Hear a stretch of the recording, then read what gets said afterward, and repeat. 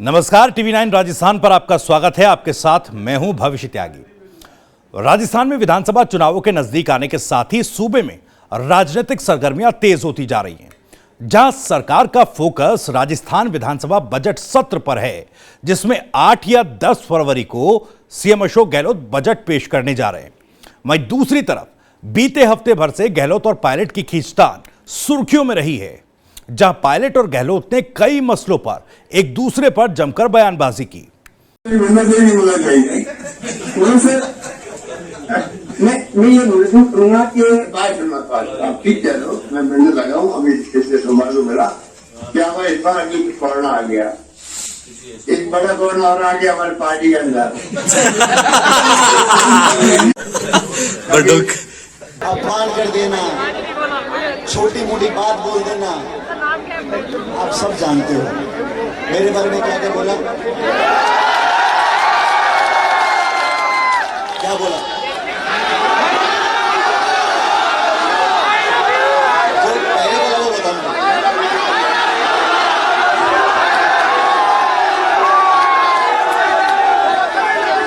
तो साथियों, इन सब बातों की जरूरत नहीं है। इन सब के अलावा गहलोत कैबिनेट के मंत्री भी कई दिनों से चर्चा में हैं और चर्चा का कारण यह है कि जिस जनता ने उन्हें चुनकर भेजा है, उसी जनता से मंत्री दूरी बनाते और उन्हें दुत्कारते नजर आ रहे हैं।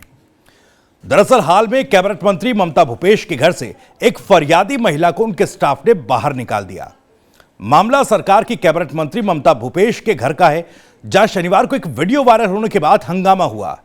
दरअसल मंत्री ममता भूपेश के सरकारी आवास के लगभग 34 सेकंड के वीडियो के मुताबिक एक महिला फरियादी से मंत्री के घर पर बहस होती दिख रही है और इसके बाद मंत्री के स्टाफ ने महिला को धक्के देकर बाहर निकाल दिया। वहीं यह पूरी घटना मंत्री की मौजूदगी में हुई। इस दौरान महिला ने मंत्री से भी कुछ कहा, जिस पर मंत्री कहती सुनाई दे रही हैं कि मेरा जो कुछ होगा वो मैं देख लूंगी। इसके बाद मंत्री के स्टाफ में से किसी एक व्यक्ति ने उस महिला को धक्के देकर बाहर निकाल दिया, जो कि इस वीडियो में दिखाई दे रहा है। हालांकि मंत्री जी ने इस मुद्दे पर अभी तक कोई टिप्पणी नहीं की। पहले पूरा वीडियो देखिए। आवाज आई ना, तो भी गायब हो, मैं कर लूंगी जो मेरा होएगा। हां, आप कर लेना, चलो तुम लोग कर लेना। अरे सोते ओए चेतराम सब तो दूर बात कर दे, आप कर देखो जाओ जाओ। वो इतना सीएम की चंड बन रही है, जो मर्जी आदमी का जबोटा दे पड़े क्या है, तो पास कर रही है फालतू आने वाले सुबह सुबह एकदम नाटक कर रही है यार। जो मर्जी आदमी से फालतू बोल रही है।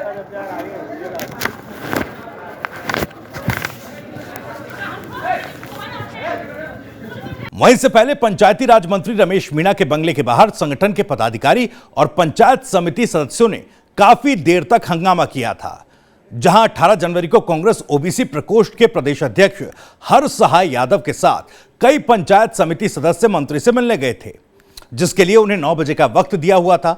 इसके बाद मंत्री के बंगले पर पहुंचने पर जब गेट नहीं खोला गया तो उन्होंने काफी देर तक बंगले का गेट खोलने की गुहार लगाई, लेकिन दरवाजा नहीं खोला गया। भाई साहब, हम जिला परिषद सदस्य हैं। 9 बजे टाइम दे रखा है, गेट तो खोल दो, अंदर तो बैठ जाए। 9 बजे टाइम दिया था रात को, तो बैठने का तो बैठने दो, कम से कम 100 आदमी जिला परिषद राजस्थान जाए हुए खड़े हैं। ये गेट खोल दो, अंदर तो बैठा लो कम से कम यार। बिल्कुल ही सब बेशरम हो रहे हो।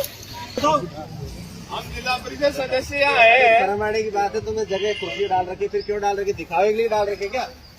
हम सारे दलों के यहाँ जिला परिषद सदस्य इकट्ठा हुए हैं और हमारी सुन नहीं रहे हो मंत्री जी, समस्या लेके आए। आपको बता दें कि राजस्थान में हर 5 साल में सरकार बदलने का रिवाज रहा है और हर चुनावी साल में मंत्रियों के खिलाफ सत्ता विरोधी हवा चलती है और सरकार रिपीट नहीं कर पाती।